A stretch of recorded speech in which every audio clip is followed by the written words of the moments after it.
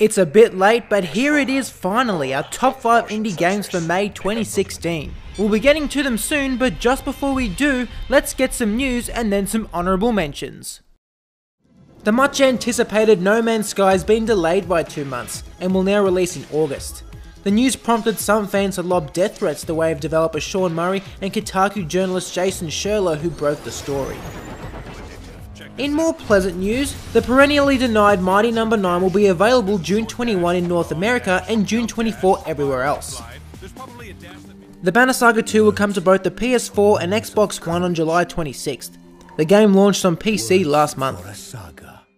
Lastly, Ed McMillan, creator of Super Meat Boy and The Binding of Isaac, has announced his next game, The Legend of Bumbo.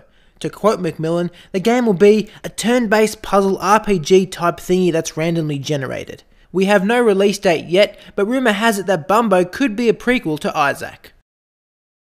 Pitfall Planet was nominated for the Best Student Game at the IGF Awards back in March.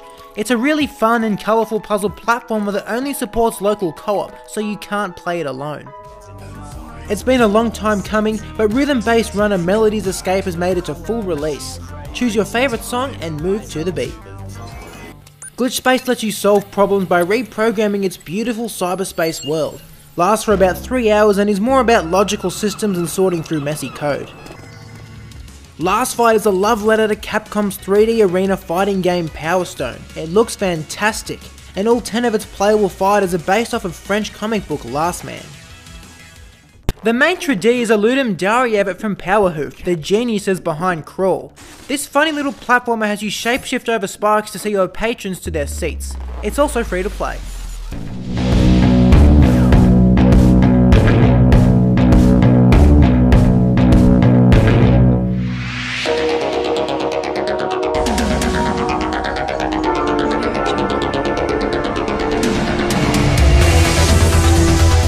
Looking like Drift Stage crossed with Thumper, Neon Drive is a rhythm-based joyride.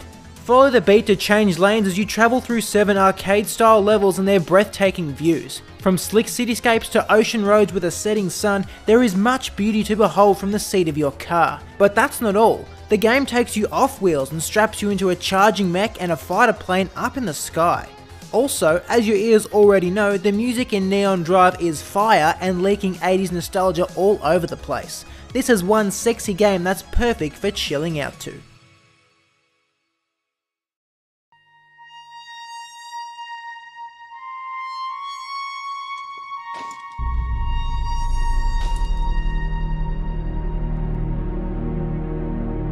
The Way is an homage to Eric Chahi and the platformers he created in the 90s, including Another World and Heart of Darkness. Much like those older titles, The Way puts you in an unfriendly and dangerous alien world. It's full of run-for-your-life moments and challenging platforming. In terms of differences, there's a greater focus on puzzles that are just as hard as the rest of the game, and the game itself is much longer.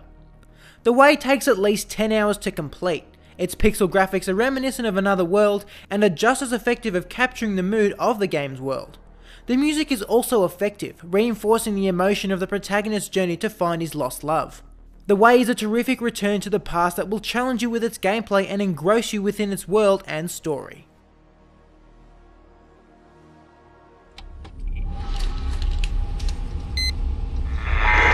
If there are any survivors out there listening, please respond.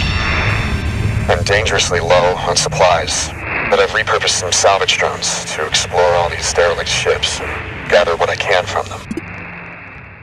Lurking in early access for the past year, Duskers has finally risen to the surface with a full release.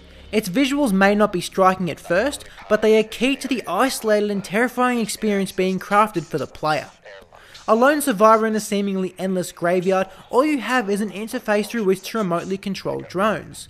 Leading these drones through ruined ships, you find out you're not alone. These horrors may only appear as dots on a screen, but the suspense they create causes much sweating and muscle tensing. The game itself is one of the more unforgiving roguelikes the genre has to offer. For instance, drones are always in need of fuel or parts so as to upgrade, but finding these resources often means poking around in new areas and awakening greater dangers. Basically, problems don't get solved but compound until they reach boiling point. Duskers also uses text commands like the early roguelikes of the 80s, something that we millennials found quite fascinating. Duskers is a hidden gem lurking in the depths of the Steam store waiting to be found. This world has known war for centuries, but peace is finally preciously near. We set out on the ocean. We totally blanked and forgot to add Salt and Sanctuary to our March video, but since it came out on PC this month, we thought it'd be a good opportunity to put things right. The game is a 2D Metroidvania, but its largest influence is Dark Souls. The checkpoint system is the same, and the death is just as constant and crushing. Beyond specific mechanics, the greatest similarity between the two games is the level of depth. Whether it be the class system, the weapons, the crafting, or the world itself, Salt and Sanctuary has so much to explore and uncover. Salt and Sanctuary is bloody difficult, and considering the affordable price tag, all Dark Souls fans should owe it to themselves to try it out.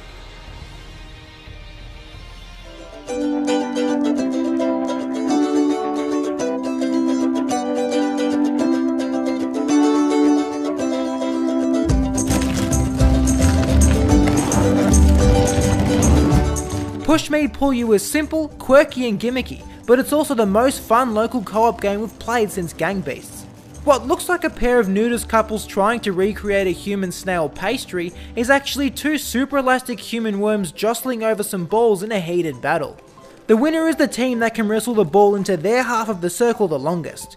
As we said, it's pretty simple, but what makes Push Me Pull You so great is the experience of playing with others in the same room.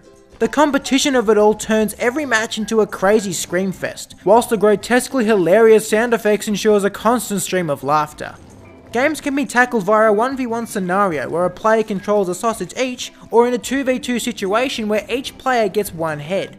It's only out on PS4 at the moment, but Push Me Pull You will hit PC this July.